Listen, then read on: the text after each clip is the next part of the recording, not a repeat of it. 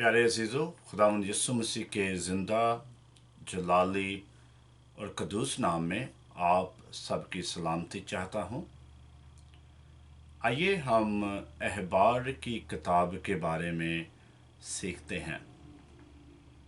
अहबार की किताब जो है वो तौरात में से तीसरी किताब है और हम इसके बारे में जानना चाहते हैं कि ये किताब हमारे लिए कैसे फ़ायदेमंद हो सकती है। खुदावंद के कलाम में है और हमको पता है कि जो खुदावंद के कलाम में है वो हमारे लिए फ़ायदेमंद है।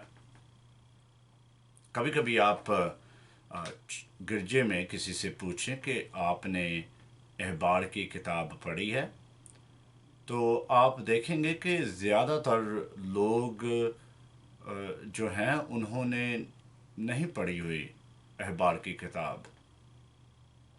और जब हम और भी सोचते हैं इस किताब के बारे में गिरजे की सेटिंग में, तो हमको ये मालूम होता है कि ज़्यादातर लोग जो हैं वो समझते हैं कि ये पुराने अहदनामे की किताब है। हमारे साथ इसका इतना ज़्यादा ताल्लुक़ नहीं है जितना एक वक़्त था इसराइल के साथ इस किताब का ताल्लुक़।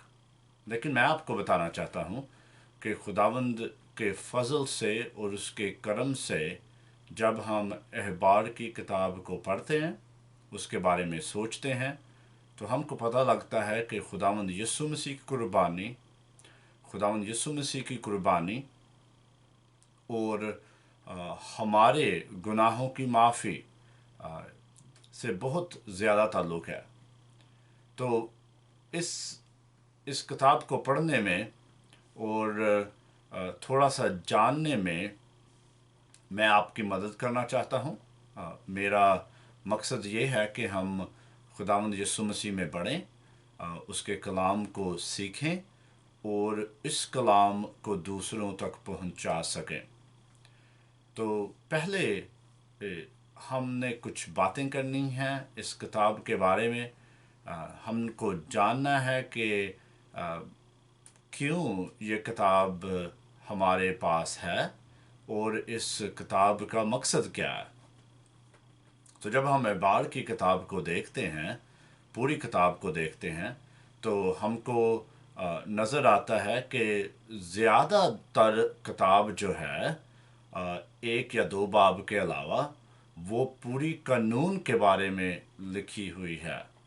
और कभी कभी हमने सोचना है इस किताब के बारे में कि इस कानून का मकसद क्या है। जब खुदावंद ये किताब दे रहा है अपने बंदों को और बंदियों को, इसका मकसद क्या है। तो मैं आपको कहूँगा कि आप मेरे साथ इस किताब की पढ़ाई करें, इसके बारे में सोचें और एक नज़रिया हम इस्तेमाल कर सकते हैं। जब हम इस किताब के बारे में सोच रहे हैं तो हम सोच सकते हैं कि खुदावंद जो है ना वो बादशाह है और इस बादशाह ने एक अहद किया हुआ है अपने लोगों के साथ। सो बादशाह है और बादशाह ने अहद किया हुआ है अपने लोगों के साथ। तो जब ये बादशाह जो है वो कानून देता है अपने लोगों को, उसका एक मकसद है कि इसके लोग जो हैं ना वो तरक्की पाएं, वो उसके रिश्ते में ज़्यादा बढ़ें और बादशाह के नाम को जलाल दें। तो अहबार की किताब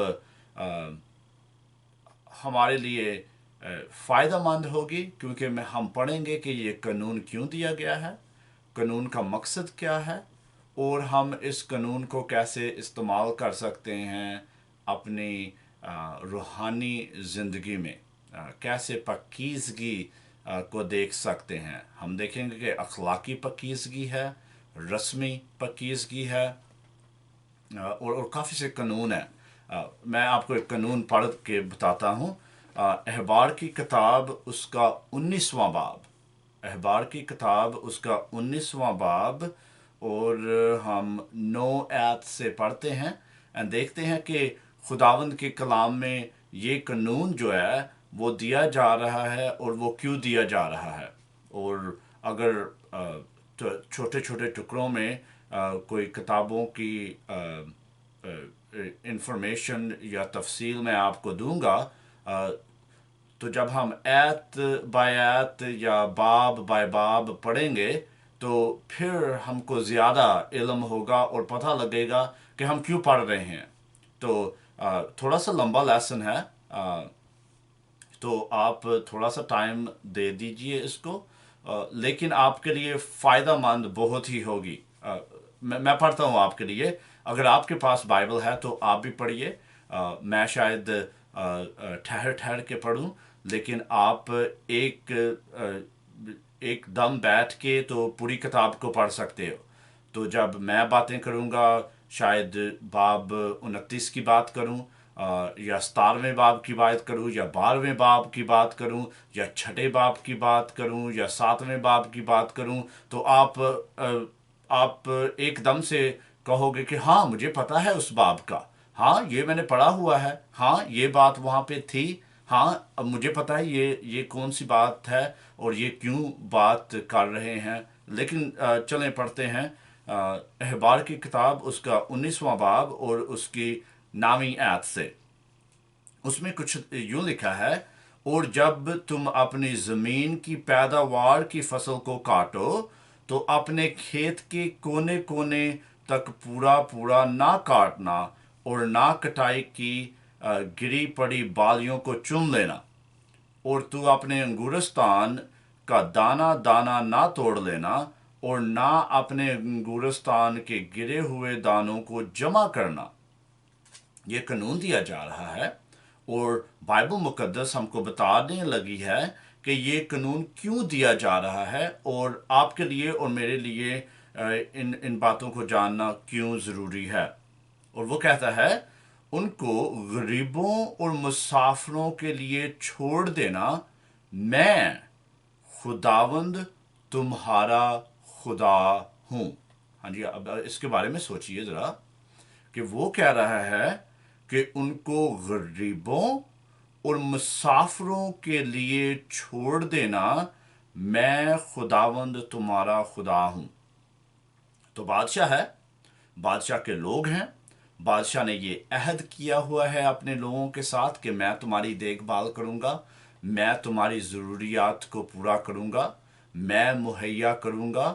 میں تم کو تندرست رکھوں گا. میں تیری زمین میں برکت ڈالوں گا. میں تیرے کام میں برکت ڈالوں گا. میں تیری زمین میں برکت ڈالوں گا. میں تیری کام میں برکت ڈالوں گا. تو جب ہم ان چیزوں کے بارے میں سوچ رہے ہیں تو اس کلام کو پڑھتے ہیں تو ہم دیکھتے ہیں کہ جب خداوند قانون دیتا ہے تو وہ قانون ایسے دیتا ہے کہ وہ سوچتا ہے ان لوگوں کے بارے میں جو اپنے لیے کچھ نہیں کر سکتے, جو غریب ہیں اور ان کے پاس شاید زمین اپنی نہیں ہے. وہ دوسرے لوگوں کی زمین میں کام کر رہے ہیں اس لیے وہ خود کوئی کھیتی باڑی نہیں کر سکتے, خود فصل کو کاٹ نہیں سکتے اپنے لیے. تو خداوند کہہ رہا ہے کہ میں ان لوگوں پہ رحم کرتا ہوں. مجھے ان لوگوں کی ضروریات کا پتہ ہے. تو میں جب تم کو کہتا ہوں کہ تیرے پاس تو زمین ہے, میں نے تجھ کو برکت دی ہے کہ تیرے پاس زمین ہے, میں نے تیری فصلوں کو بڑھایا ہے کیونکہ میں تیرا خداوند ہوں. ہاں جی, میں نے اس فصل کو بچایا ہے طوفانوں سے, کیڑوں سے, جنگلی جانوروں سے, چوروں سے. اور اب جب تم کاٹ رہے ہو اس فصل کو تو آپ نے اس بات میں دھیان رکھنا ہے کہ میں خداوند ہوں تمہارا, اور میں وہ خداوند ہوں جو آسمان سے کھانا بھیج سکتا ہوں. میں وہ خداوند ہوں جو چٹان سے پانی پلا سکتا ہوں. تو تم کو مجھ پہ بھروسہ رکھنا ہے کیونکہ میں تمہارا بادشاہ ہوں. میں تمہارا خداوند ہوں۔ تو جب میں تم کو یہ قانون دیتا ہوں، میں اس لیے نہیں دے رہا کہ میں آپ کو کنٹرول کر سکوں یا آپ پہ بھاری ہاتھ رکھ سکوں، لیکن میں آپ کو بتانا چاہتا ہوں کہ میں وہ خدا ہوں جو آپ کی ضروریات کے بارے میں جانتا ہے اور ان کو مہیا کرنے کے لیے تیار ہے۔ تو جب ہم ایسے سوچنا شروع کر دیتے ہیں احبار کی کتاب کے بارے میں کہ قانون جو ملا ہے اس کا ایک مقصد ہے، اور اس مقصد کو خداوند نے پورا کیسے کرنا ہے ہماری زندگی میں، اور ہمارا ایمان کیسے بڑھے گا۔ اگر ہم ایمان کی ڈیفینیشن دینا چاہتے ہیں کہ ایمان کیا ہے، تو ایمان جو ہے نا، وہ ہے ہمارا بھروسہ خداوند میں کہ وہ جو کہتا ہے نا وہ کرے گا۔ ہمارا بھروسہ خداوند میں کہ وہ جو کہتا ہے وہ کرے گا، اور اس کا جو لفظ ہے وہ کبھی نہیں ٹالتا، اس کا جو قانون ہے وہ ہمیشہ ہمیشہ کے لیے قائم ہے۔ تو ہم جب پڑھنا شروع کر دیتے ہیں تو ان چیزوں کے بارے میں ہم کو زیادہ پتہ لگتا ہے احبار کی کتاب میں کہ خداوند نے اپنا کلام اپنے لوگوں کو کیوں بخشا، اس کا مقصد کیا ہے، اور ہم اس سے کیسی برکت پا سکتے ہیں۔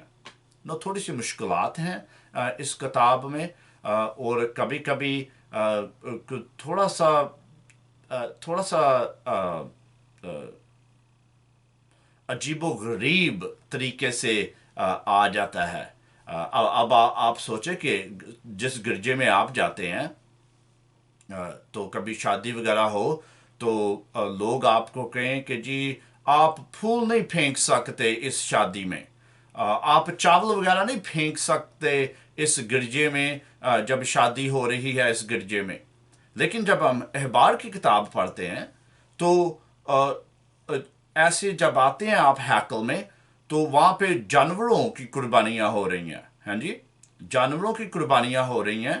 آپ ہیکل میں آتے ہیں تو دیکھتے ہیں کہ ایک دم آپ مذبح کے سامنے آ رہے ہیں، ہاں جی، اور وہ چھوٹا مذبح نہیں ہے، وہ بہت بڑا مذبح ہے۔ تو لوگ جب اس کو دیکھتے ہیں تو ان کو مشکل پیش آتی ہے کہ آج کل ہم تو قربانی نہیں کر رہے، کیونکہ ہماری قربانی جو ہے وہ تو کیلوری پہ ہو چکی ہوئی تھی۔ خداوند یسوع مسیح ہمارے لیے آئے اور وہ مر گئے اس صلیب پر، ان کا خون بہا اس صلیب پر، اور ہم نے کسی بچڑے کا خون نہیں بہانا، ہم نے کسی جانور کا خون نہیں بہانا، کیونکہ اس کا خون ہمارے لیے بہہ گیا۔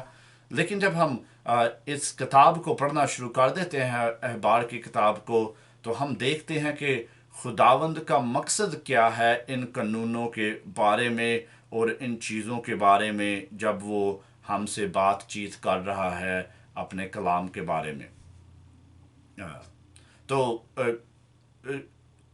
کچھ مشکل ہے، لیکن یہ کتاب ضروری بھی ہے، کیونکہ جب ہم خداوند یسوع مسیح کی قربانی کو دیکھتے ہیں، جب ہم یسوع مسیح کے خون کے بہنے کی بات کرتے ہیں، تو ہم کو پتہ لگ جاتا ہے کہ گناہوں کی معافی، اس پاکیزگی جو پاکیزگی ہے جو خداوند چاہتا ہے کہ ہم کو پاکیز ہونا چاہیے، وہ کیوں ہو رہا ہے نئے عہد نامے میں، خون کیوں بہایا جا رہا ہے، خداوند یسوع مسیح کو گناہ کے بغیر کیوں جینا ضروری ہے، اور خداوند خدا جو ہے وہ یسوع مسیح کی قربانی سے خوش کیوں ہو رہا ہے۔ تو جب ہم احبار کی کتاب کو پڑھتے ہیں تو ان چیزوں کو اور ان چیزوں کے بارے میں ہم کو زیادہ علم ہو جاتا ہے، پتہ لگ جاتا ہے، اور ہم سوچنا شروع کر دیتے ہیں کہ خداوند کے کلام کی گہرائی بہت ہی گہری ہے، اور جب ہم پڑھتے ہیں اور جب ہم سنتے ہیں اور جب ہم سیکھتے ہیں تو بہت ہی برکت پاتے ہیں۔ میرے بہنوں بھائیوں، میرا مقصد یہ ہے کہ میں آپ سے اس کتاب کے بارے میں اور بھی بات کروں، لیکن پہلے باب میں جانے سے پہلے میں آپ سے تھوڑی سی اور بات کرنا چاہتا ہوں، جو ہم دوسری ویڈیو میں بات کر لیں گے، لیکن ان چیزوں کے بارے میں سوچنا بہت ہی ضروری ہے، کیونکہ جب آپ پڑھیں گے احبار کی کتاب اور ہم احبار کی کتاب کے بارے میں باتیں کریں گے، تو ہم کو اور ہی زیادہ علم ہوگا کہ کیوں بات کر رہے ہیں، یہ قانون کیوں ضروری ہے، یہ بادشاہ جو ہے جو ہمارے ساتھ عہد بنا رہا ہے، اور ہم اس کے جو بندے ہیں یا بندیاں ہیں یا اس کے لوگ ہیں، ہمیں کیسی زندگی گزارنی ہے، اور یہ جو قانون دے رہا ہے بادشاہ، کیونکہ وہ ہمارا نجات دہندہ ہے، اس نے ہم کو غلامی سے چھٹکارا دے دیا ہے، تو جب ہم ان چیزوں کے بارے میں سوچتے ہیں تو اور ہی زیادہ علم ہو جاتا ہے ہم کو خداوند کے کلام کے بارے میں، اور ہم سوچنا شروع کر دیتے ہیں اس کے رحم کے بارے میں ہماری زندگی میں، ہمارا ایمان بڑھتا ہے، بھروسہ خداوند پہ ڈالتے ہیں ہم، اس کے کی لفظوں کی جو ویلیو ہوتی ہے، اس کے جو لفظ ہوتے ہیں وہ بھاری دکھنا شروع ہو جاتے ہیں، کہ وہ جو کہتا ہے وہ کرتا ہے۔ تو میرے عزیزو، میری یہ دعا ہے آپ کے لیے کہ جب ہم یہ کتاب پڑھتے ہیں تو خداوند آپ کو بہت ہی زیادہ برکت دے، اور اس کے سننے سے آپ کو برکت ملے، اور جب آپ دوسرے لوگوں کے ساتھ اس کتاب کو شیئر کریں تو خداوند آپ کو اور ہی برکت دے، لیکن وہ بھی برکت پائیں جو آپ سے سن رہے ہیں، جب گفتگو ہو رہی ہے اس کتاب کے بارے میں۔ چلیں میں آپ کے لیے دعا کرتا ہوں چھوٹی سی، اور اس کے بعد خدا حافظ کہتے ہیں۔ پیارے خداوند یسوع مسیح میں ہمارے آسمانی باپ، میں بہت ہی شکر گزار ہوں اس کلام کے بارے میں، کہ یسوع مسیح جو آپ کا بیٹا ہے، جو میرا نجات دہندہ ہے، اس کے روح القدس کی وجہ سے آپ اس کلام کو میرے لیے کھول رہے ہیں، مجھے عقل اور دانائی دے رہے ہیں کہ ہم اس کلام سے فائدہ حاصل کریں۔ پیارے خداوند، میں دعا کرتا ہوں ان کے لیے جو سن رہے ہیں، ان کے لیے جو سیکھ رہے ہیں، کہ آپ ہمارے دل کی آنکھیں کھولیے، ہم کو پاکیزہ بننے کا شوق دے دیجئے، ہمیں اس طرح کی روح دیجئے کہ ہم آپ کے قدموں میں داخل ہونا خوشی کے ساتھ داخل ہوں، اور دوسرے لوگوں کو آپ کے کلام کے بارے میں بتا سکیں، اور دوسرے لوگوں کو نجات کے بارے میں بتا سکیں۔ خداوند، ہماری ساری ضروریات کو آپ جانتے ہیں، اور ہم دعا کرتے ہیں کہ آپ ان ضروریات کو پورا کیجئے، آپ آپ ہم کو استعمال کیجئے اپنی بادشاہی کے لیے، اور ہم کو عقل اور دانائی دیجئے کہ ہم اپنے ایمان کے بارے میں زیادہ سیکھیں اور دوسرے لوگوں کو سکھا سکیں۔ میں یہ سب کچھ پیارے خداوند یسوع مسیح کے نام سے مانگتا ہوں، آمین۔ بہت مہربانی آپ کی کہ آپ نے ہمارے ساتھ احبار کی کتاب کے بارے میں وقت گزارا۔ میں چاہوں گا کہ آپ میرے لیے دعا کریں، میرے خاندان کے لیے دعا کریں، اور اس کلام کے لیے دعا کریں۔ خدا حافظ۔